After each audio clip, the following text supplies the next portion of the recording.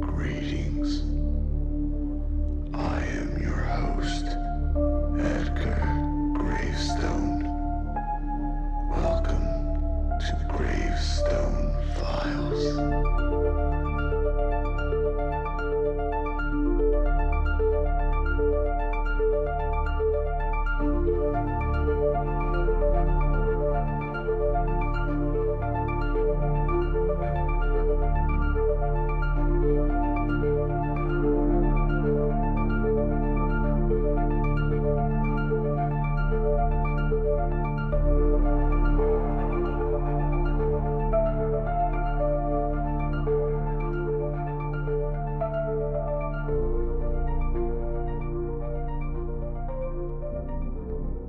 Hey guys, welcome back to Gravestone Files, where the chills are thrilling and the stories are macabre. Today we are joined by the host of Gravestone Files and author of Rob Dignagian, Devourer of Children, and Floor 98, Raymond M.T. Cummins. Hi Raymond. Hello, thank you for having me. Having you on your own show? Yes, welcome to my domain. Period. All right. So, Raymond, how would you describe your first two books in like 2 sentences or less?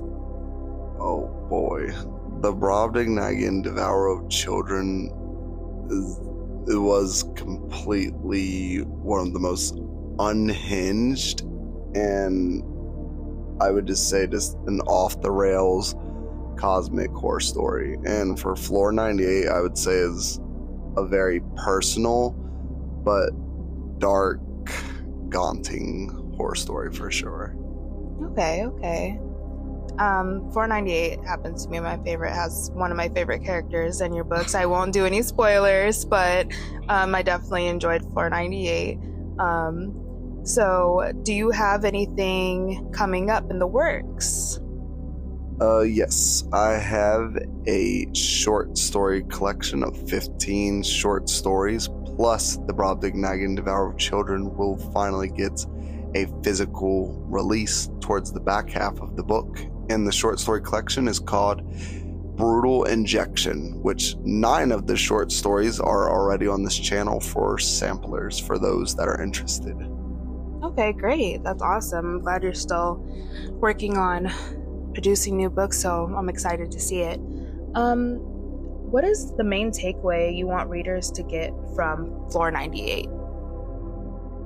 That is a good question that I have been going back and forth with. I think that I want readers to take away that if you are at your lowest or you have a past that is absolutely haunting you and it looks impossible to overcome, that eventually you will get there no matter how long it takes. You know what? That's pretty deep. That's a good takeaway. So, what inspired the premise of the book? This is going to get very heavy. With Floor 98, the premise was the sudden death of my mother that really influenced the book, and how do I would say this? Just the hook of the book, how everyone can have their own floor into the unknown, and you don't know where it's going to take you or what is waiting for you.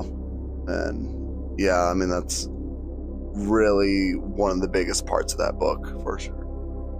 Well, I'm sorry for your loss, and that is very deep and dark, but it's good that you have a creative outlet to show the world, you know, that you can grieve and kind of make something beautiful and creative out of your experiences. So that's awesome.